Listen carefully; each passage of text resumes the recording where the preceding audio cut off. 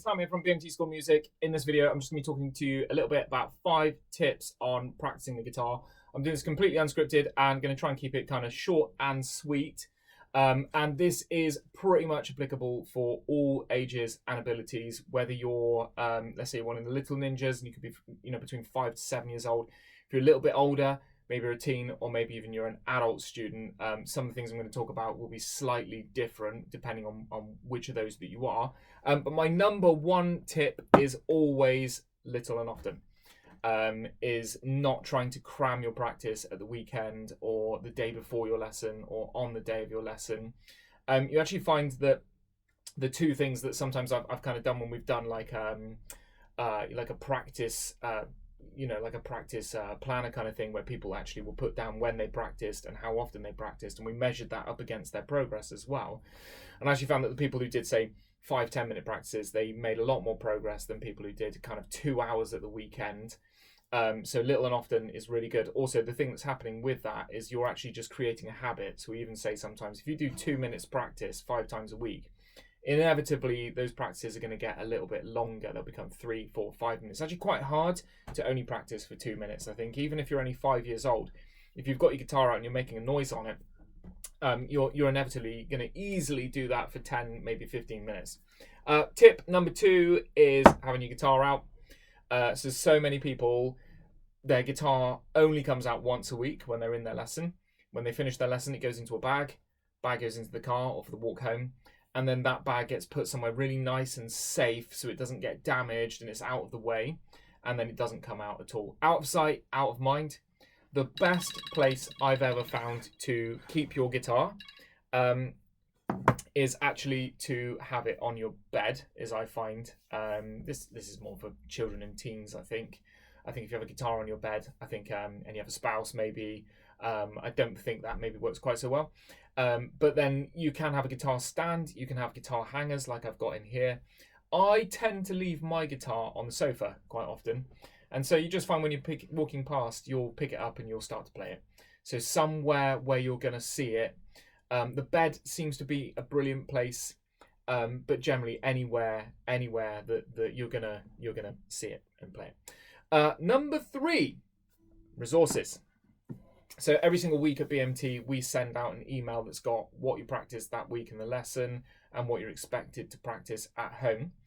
And this kind of goes outside of tips for practicing in terms of kind of practicing. This is a little bit more like how to get the most out of your practice, and that is using your resources. 2 main things are that you listen to what you're learning and that you also look at what you're learning as well. So say for the BMT guitar program, what you'll find is you get those funny little colored bars. They say what the name of the song is, and then it's got a YouTube link and a sheet music link. We do find that some parents will like print off that sheet music, and then that will only get looked at. The song won't get listened to. And then some people will look up their lesson notes on their mobile phone. They click on the YouTube link and they only listen to the song. If you listen to it and you look at it, that is the most effective way to get more out of your practice. Of course, what's going to happen then? If you get more out of your practice, you're making more progress, you're more likely to want to do it again. There's nothing worse than having a really frustrating guitar practice, feeling really, really rubbish about it, and then the next day you're just going to be less inclined to do that. Number 4. Okay, is measuring by happiness and not tangible progress. This is something that I'm always careful how I word this, because of course at some point we do want to see real progress on the guitar. If you're coming to lessons and you're really, really enjoying those and you're not practicing very much, or your child's not practicing very much, I'm always thinking, what does it take for that to be taken away from that child? As in a parent saying, okay, we're going to stop these lessons now. Or what does it take for that child to say, I don't want to go anymore? And if we're doing a really great job in those lessons of making them engaging and making them fun and just playing cool guitar stuff, people are going to come out of the lesson buzzing. And even if they're not practicing, they're still enjoying it. And so it means that over time, your practice is going to come inevitably if you keep coming to those sessions, because we will always find a way of helping you find a routine for practicing. So yeah, measuring by happiness and not necessarily tangible progress. Don't expect results immediately.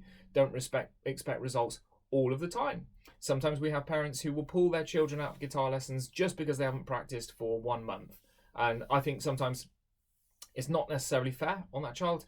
There could be any reason why they're not practicing so much. And even if it is just a lack of motivation, sometimes it can take 2 or even 3 months until you find a way, or you find almost like a cycle where people do actually practice in peaks and troughs. Like I say, I'm very careful how I word that one, because what I don't want anybody to think is that we don't have an expectation. At some point, we're always going to have an expectation. We're always going to have maybe that more difficult conversation with a student saying, look, for you to be able to get something out of this, you are going to have to do your end of things and practice. Final one, number 5, is be patient.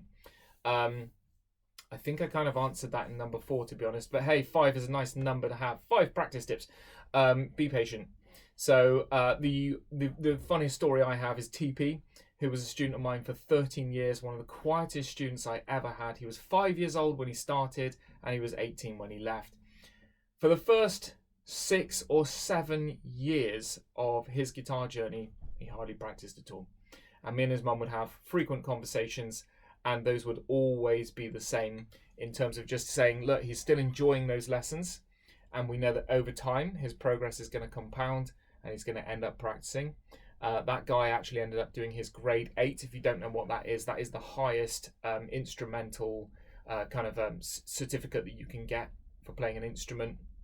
And he did that. He did his grade 8, and I definitely put a lot of that down to the fact of how long he actually played for.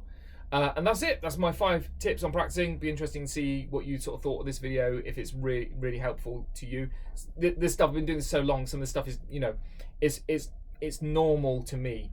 It's obvious to me. It's not necessarily so obvious to other people if you're newer into this journey. So yeah, anyway, that's my 5 tips on practicing the guitar. Bye-bye.